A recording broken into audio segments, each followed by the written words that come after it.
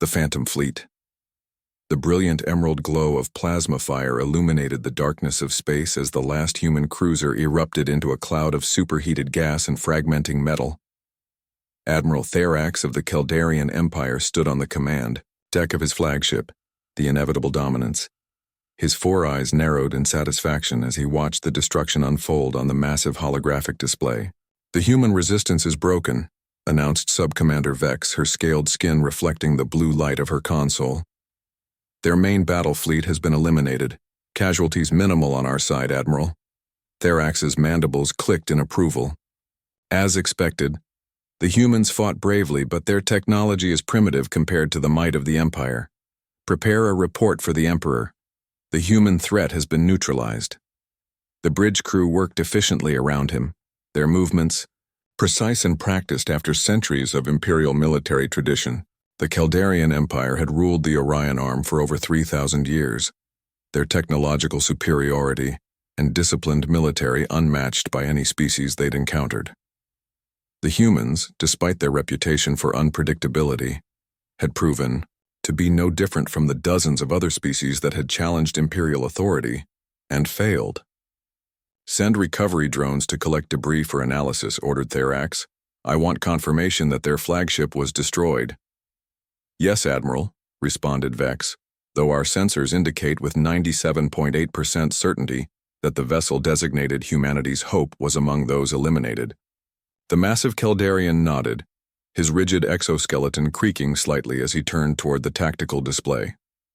"Excellent. Begin preparations to return to Keld Prime. The Emperor will be pleased." But as the Imperial fleet regrouped, a junior sensor operator's voice cut through the satisfied atmosphere on the bridge. "Admiral, anomalous readings detected at the edge of the system." Therax's antennae twitched with irritation. "Specify." "Unknown, sir. Brief energy signatures that don't match any known pattern. They appear and disappear too quickly for full analysis." "Space. Debris, most likely," suggested Vex. "Or sensor ghosts from the battle." "Perhaps," said Therax, but a sense of unease had begun to grow within him. Humans were known for their cunning. "Maintain alert status. Deploy scout ships to investigate." 3 Caldarian scout vessels broke formation, their sleek hulls glinting in the light of the distant sun as they moved toward the coordinates of the anomalous readings. For several minutes, there was silence on the bridge as the scouts conducted their sweep. Then, without warning, all 3 scout ships vanished from the tactical display. "What happened?" demanded Therax. "Energy surge," reported the tactical officer, her voice strained. "Massive energy spike, origin unknown. Scouts they're just gone, Admiral." Before Therax could respond, alarms blared across the bridge. "Multiple contacts," shouted the sensor operator. "Hundreds of small vessels appearing from everywhere. They're surrounding our fleet." Therax stared in disbelief as the tactical display filled with new contacts, too many to count. Small, agile craft swarmed toward the Imperial fleet from all directions, somehow having bypassed their long-range sensors entirely. "Impossible," whispered Vex. "Our intelligence indicated they had no reserves." "Intelligence was wrong," growled Therax. "Battle stations, all ships, defensive formation." But the Imperial fleet, arranged for withdrawal rather than combat, struggled to reorient itself as the human vessels attacked from multiple vectors. Unlike the larger cruisers the Empire had just destroyed, these ships were small, fast, and seemingly impossible to track accurately. "They're using some kind of stealth technology," reported the sensor officer. "Our targeting systems can't lock on." "Fire at will," ordered Therax. "Saturation patterns." The Imperial vessels unleashed a barrage of energy weapons, filling space with destructive power. But the nimble human ships danced between the blasts, closing distance rapidly. Then the humans opened fire. What they lacked in size, they made up for in precision. Targeted strikes disabled weapon systems and engines with surgical accuracy. Several Imperial destroyers found themselves dead in space within minutes. Therax gripped the command rail tightly, his exoskeleton creaking under the pressure. "This is not possible. These are not the same ships we faced before. These are Something else. Admiral, called Vex, her voice tight with urgency. Incoming transmission, it's from the humans. Put it through, growled Therax. A holographic projection materialized on the bridge, a human female with dark hair pulled back tightly, wearing a simple gray uniform with minimal insignia. Her eyes, however, burned with an intensity that gave even the battle-hardened Admiral pause. "This is Commander Maya Chen of the Earth Defense Force," she announced, her voice calm and measured. "What you destroyed today was our obsolete fleet. Vessels we were willing to sacrifice to convince you that humanity was defeated." Therax's mandibles twitched in fury. "A deception. A strategy," corrected Chen. "One that worked perfectly. While you were focused on our decoy force, our actual combat fleet positioned itself throughout this system. You're now surrounded by over 2,000 stealth craft equipped with technologies you clearly haven't encountered before." As if to emphasize her point, another Imperial destroyer erupted in flames as precision strikes crippled its reactor containment system. "Surrender your fleet, Admiral," continued Chen, "or we will be forced to continue this demonstration." Therax slammed his armored fist against the tactical display. "The Kaldarian Empire does not surrender to primitives. All ships, full offensive. Pattern, crush these vermin." The transmission cut off and the Imperial fleet surged forward, only to be met with a new and terrifying weapon. Small drones, barely visible on sensors, attached themselves to Imperial vessels and emitted powerful electromagnetic pulses that cascaded through ship systems. "Power fluctuations across the fleet," reported Vex, her voice rising in pitch. "Weapon systems failing. Shields collapsing." "This cannot be happening," hissed Therax. "Where did they acquire such technology?" "Admiral," said the communications officer, "the Emperor is demanding an update." Therax stared at the tactical display, watching as more of his ships went dark. Disabled but not destroyed by the human attack. They were being humiliated, not annihilated. Somehow that was worse.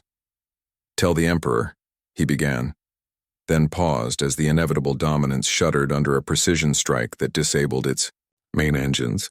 "Tell the Emperor that we may have miscalculated.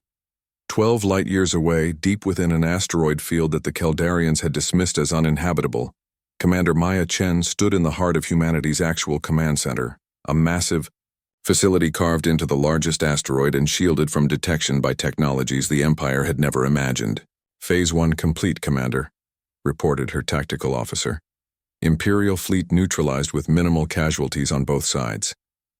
"Good," said Maya, studying the holographic representation of the battle. "We don't need to destroy them, just make it clear that we can." "The psychological impact alone should be significant," noted Strategic Director Ishiguro, an older man with graying hair and eyes that had seen too many battles. "Their entire military doctrine is based on technological superiority. We've just shattered that assumption." Maya nodded. "And the Phoenix Protocol?" "Ready for deployment at your command," confirmed Ishiguro, "though the Council hopes it won't be necessary." "As do I," said Maya quietly. She turned to the communications officer. "Send a message to all human colonies and outposts. Operation Phantom Fleet successful. Prepare for Phase 2. Throughout human space, commanders received the coded message with grim satisfaction. For 10 years, humanity had prepared for this moment, building a shadow military that the Empire knew nothing about. While their conventional forces fought and died in visible battles, drawing the Empire's attention, the real human fleet had been constructed in secret, a force designed specifically to counter Imperial technology and tactics. Back on the Imperial capital world of Keld Prime, Emperor Krexar received the news of the fleet's defeat with cold fury. "How is this possible?" he demanded of his war council. "Our intelligence said the humans were primitive, barely capable of interstellar travel." Grand Strategist Moltar, oldest and wisest of the council, spoke carefully. "It appears, Your Majesty, that we have been deliberately misled. The humans allowed us to see only what they wanted us to see." "An entire hidden fleet?" hissed the Emperor. "Technologies that can bypass our sensors and disable our ships without destroying them? How could we miss this?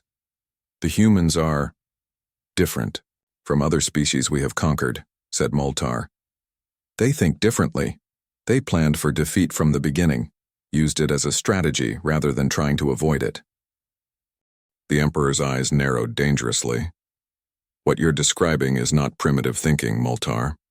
No, Your Majesty, agreed the ancient strategist. It is, perhaps, the most advanced strategic thinking we have ever encountered. Silence fell over the War Council as the implications sank in. If the fleet they had destroyed was merely a fraction of humanity's true military strength, if the humans had been planning this all along, then the Empire faced a threat unlike any in its 3,000-year history. Find their bases, ordered the Emperor finally. Find their production facilities. Find where they're hiding this phantom fleet, and when you do, bring the full might of the Empire down upon them. But as Imperial agents scrambled to locate humanity's hidden infrastructure, Maya Chen and her commanders were already launching the next phase of their carefully orchestrated plan, a series of simultaneous strikes against Imperial supply lines and communication hubs, designed not to conquer, but to create maximum confusion and fear. The message to the Empire was clear. What you thought was our entire fleet was only a fraction. Now imagine what comes next.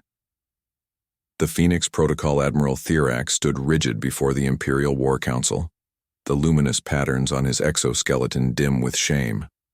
1 week had passed since the humiliating defeat of his fleet, and the situation had only deteriorated further. The humans are everywhere and nowhere, he reported, his voice strained. They strike without warning, then vanish before we can respond. Conventional tracking methods are useless against their stealth technology. Emperor Krexar leaned forward on his crystalline throne, his massive frame vibrating with barely contained fury. You speak of ghosts and shadows, Admiral. I require facts and solutions. The facts, Your Majesty, are troubling, Thirax admitted.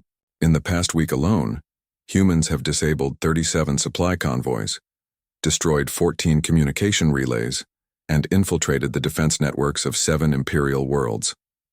And yet they kill remarkably few of our people, noted Grand Strategist Moltar, his ancient voice resonating with curiosity. Their attacks disable rather than destroy.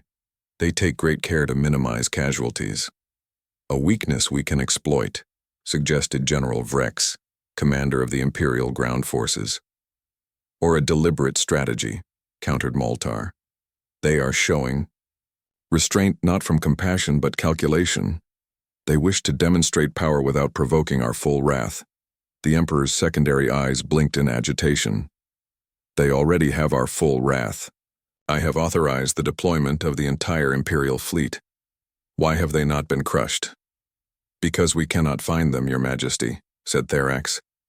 Their main bases remain hidden. We believe they are using some form of quantum technology that masks their presence from our sensors. An uncomfortable silence fell over the council chamber. The Kaldarian Empire had dominated the Orion Arm for millennia through technological superiority. The notion that humans had developed capabilities beyond Imperial understanding was almost inconceivable. There is something else, Thirax added, reluctantly. Our intelligence division has intercepted fragments of human communications. They make repeated reference to something called the Phoenix Protocol. We do not know what it is, but based on context, we believe it may be some form of superweapon or master strategy. The Emperor's mandibles clicked in agitation. Find out what this Phoenix Protocol is. Whatever resources you require will be provided. As the War Council continued its deliberations, 12,000 light-years away, Commander Maya Chen was initiating that very protocol. Operation Hydra now commencing, she announced to the assembled commanders in humanity's hidden headquarters. All strike teams execute synchronized attacks. Across Kaldarian space, human stealth ships emerged from concealment to launch precisely coordinated assaults against key Imperial infrastructure. Unlike previous engagements, which had been primarily demonstrations of capability, these strikes had a specific strategic purpose to create a diversion. The Emperor has deployed 90% of their fleet to find our bases, Maya explained as holographic displays tracked the simultaneous assaults. They're stretched thin, exactly as we wanted. Strategic Director Ishiguro nodded in satisfaction. The Phoenix Protocol can proceed as planned then. Yes, said Maya. It's time to show them what humanity is truly capable of. She turned to her communications officer. Signal the Phoenix Fleet. Authorization code. Lazarus Rising. Deep within the core of a rogue gas giant, a wandering planet not bound to any star, humanity's ultimate deterrent force received the activation signal. One by one, massive ships awakened from dormancy, their revolutionary quantum drives powering up for the first time outside of testing. The Phoenix Fleet was humanity's masterpiece, vessels built not with conventional materials, but with programmable matter, capable of reconfiguring themselves for different combat scenarios. Each ship contained a quantum neural network that could process battlefield information and adapt tactics faster than any biological mind. Phoenix Fleet reports ready, Commander, said the communications officer. Maya took a deep breath. Commence Operation Sunburst. Across the Empire, critical but non-lethal targets had been identified. Military shipyards, weapon depots, defensive installations, all carefully selected to minimize loss of life while maximizing strategic impact. Within these targets, Imperial officers suddenly detected strange energy signatures moments before their systems began failing in cascading patterns. On the Kaldarian homeworld, alarms blared throughout the Imperial Palace. Your Majesty, reported the head of the Royal Guard, we are receiving emergency communications from across the Empire. Our shipyards at Keld Secundus have gone dark. The orbital defense grid around Meraxis Prime has failed. The quantum communications hub in the Tarsus sector is offline. How? Demanded the Emperor. How are they striking our core worlds? Our defenses are being bypassed entirely, interrupted Admiral Therax, studying incoming reports with growing horror. They're not attacking. With conventional ships, these are something else. In the skies above Keld Secundus, Imperial defenders watched in disbelief as massive vessels unlike any they had seen before materialized seemingly from nowhere.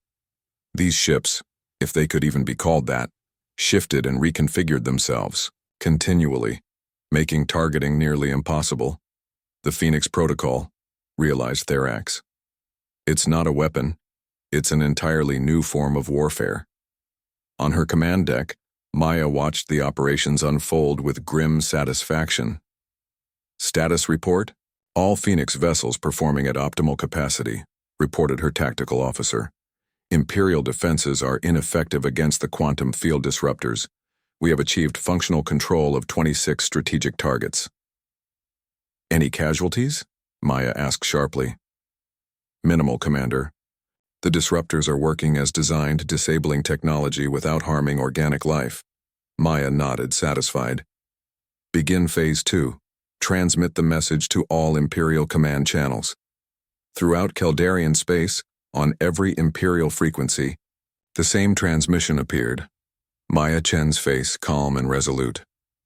People of the Kaldarian Empire, she began. I am Commander Maya Chen of the Earth Defense Force. What you are witnessing is not an attempt at conquest. It is a demonstration of capacity. In the Imperial War Room, Emperor Krexar and his council watched in stunned silence. For generations, your empire has expanded through the galaxy, subjugating species after species through technological superiority, Maya continued. Today, that era ends. The Phoenix Fleet now deployed throughout your territory represents a fraction of our capacity, just as the fleet you destroyed weeks ago represented a fraction of our conventional forces. Images began to appear alongside her transmission, the Phoenix vessels reconfiguring themselves in real time, quantum field disruptors neutralizing Imperial weapons without destroying them, and finally, a map showing dozens of human colony worlds that the Empire had never even detected. Our goal is not your destruction, but your recognition of a simple truth. The era of Imperial expansion is over. Humanity will not be conquered, and we will not stand by while other species suffer the same fate. The transmission ended with a simple set of coordinates, the location for diplomatic contact, should the Empire wish to discuss terms. In the stunned silence that followed, Grand Strategist Moltar was the first to speak. Your Majesty, I believe we must seriously consider their offer. Surrender, bellowed the Emperor, to primitives? Not surrender, corrected Moltar. Evolution. The humans have revealed technological capabilities that surpass our own. Their quantum technologies, their programmable matter ships, their stealth systems. These are not developments we can quickly counter. One species cannot stand against the Empire, insisted General Vrex. They already are, pointed out Therax quietly, and they are doing so while deliberately minimizing casualties. Consider what might happen if they decided to wage actual war. The weight of this statement hung in the air. For 3,000 years, the Empire had never encountered a species it could not eventually subdue. The implications were staggering. There is something else to consider, added Moltar. News of these attacks is spreading throughout the Empire. Already we have reports of unrest on recently conquered worlds. If the humans can challenge us so effectively, what is to stop others from following their example? The Emperor's 4 eyes narrowed as he absorbed this reality. You believe this was their plan all along? I do, confirmed Moltar. They knew they could not match our numbers, so they chose a different path. They developed technologies specifically designed to counter our advantages. They studied our psychology and created a strategy to undermine not just our military, but the very foundation of imperial authority, the belief in our invincibility. 3 days later, an imperial diplomatic vessel arrived at the coordinates. Maya had provided a neutral location in unclaimed space. The ship carried not military commanders but cultural ambassadors and diplomatic specialists, a clear signal of the Empire's willingness to negotiate. Maya received the imperial delegation aboard the Phoenix Ascendant, the flagship of humanity's revolutionary fleet. Unlike the utilitarian military vessels the Kaldarians had encountered before, the Ascendant was a testament to human creativity and innovation, its interior spaces reconfiguring themselves as needed, holographic displays showing the history and diversity of human civilization. Welcome, said Maya as the Kaldarian dignitaries entered the conference chamber. Thank you for accepting our invitation. The lead diplomat, a female Kaldarian named Selva, inclined her head slightly. The Emperor has sent us to understand your terms. Not terms, corrected Maya. Proposals. We seek a fundamental reordering of relations between our civilizations, not as conqueror and conquered, but as equals. The Empire has stood for 3,000 years, said Selva. Our traditions can evolve, interrupted Maya gently. As can ours. Humanity does not wish to destroy the Empire or its culture. We recognize the stability and order it has brought to many worlds. But that order must now be based on cooperation, not subjugation. Over the next several days the negotiations proceeded, with Maya revealing more about humanity's true nature. She explained how humans had deliberately presented themselves as technologically primitive, while secretly developing revolutionary technologies. She showed how human colonies had been concealed using quantum camouflage, invisible to conventional sensors. And she demonstrated the true capacity of the Phoenix Protocol, not just a military strategy but a complete reimagining of how species could coexist. We studied your history, Maya told the increasingly fascinated Kaldarian diplomats. We learned that 3,000 years ago, the Kaldarians united warring factions and brought peace to your homeworld. You believed you were bringing that same peace to the galaxy. But peace through dominance is always temporary. On the final day of negotiations, Maya activated a holographic display showing the full extent of human space, hundreds of worlds and habitats spread across a volume far greater than the Empire had imagined, all connected by a network of quantum pathways that allowed near-instantaneous travel and communication. This is the truth we kept hidden, she said. Not out of fear, but because we hoped to avoid this confrontation altogether. We wanted time to understand your civilization, to find a path that would lead to cooperation rather than conflict. Selva studied the display with newfound respect. Your species is not what we believed. Few species are once you truly understand them, replied Maya. That is the principle upon which we propose to build a new galactic order, one based on mutual understanding and respect. 3 months later, in a ceremony broadcast throughout both human and Caldarian space, Emperor Krexar and the newly appointed Human Diplomatic Council signed the Stellar Concordat, a revolutionary agreement that transformed the Caldarian Empire into the Galactic Alliance, with each member species granted autonomy and representation. As the ceremony concluded, Admiral Therax approached Maya privately. "You could have destroyed us," he said quietly. "Your Phoenix fleet had us at your mercy. Why show restraint?" Maya smiled. "Because the true measure of advancement isn't the ability to destroy, Admiral. It's the wisdom to know when not to. Humanity learned that lesson through our own bloody history. We hope to spare the galaxy from learning it the same way." Therax considered this for a moment. The Emperor still wonders what might have happened if we had continued to fight. "We anticipated that," said Maya, "which is why we're providing full access to our simulations of potential outcomes. Your strategists will find them enlightening." Later, that evening, as the diplomatic team celebrated the historic agreement, Grand Strategist Moltar found Maya at a quiet observation deck watching the stars. "You knew," he said, his ancient voice tinged with admiration. "From the beginning you knew exactly how this would unfold." Maya shook her head. "We didn't know, but we hoped. We studied your species for decades. We learned that Caldarians value order and stability above all else. We designed our entire strategy around proving that the most stable future was one where we worked together rather than against each other."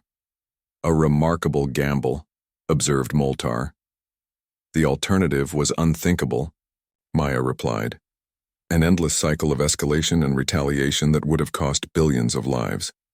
The Phoenix Protocol wasn't just about winning a war, it was about making war obsolete." As Moltar departed, Maya remained at the viewport watching the stars. Humanity had gambled everything on the belief that even the most entrenched empire could change, given sufficient motivation. They had developed technologies not primarily to destroy, but to demonstrate that mutual respect was the only sustainable path forward. The Phoenix Protocol, named for the mythical bird that rose from its own ashes, had never been about military victory. It was about transformation.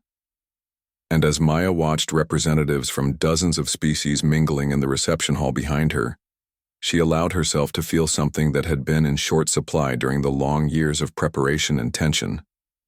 The galaxy was changing, and for once that change had come not through destruction but through understanding.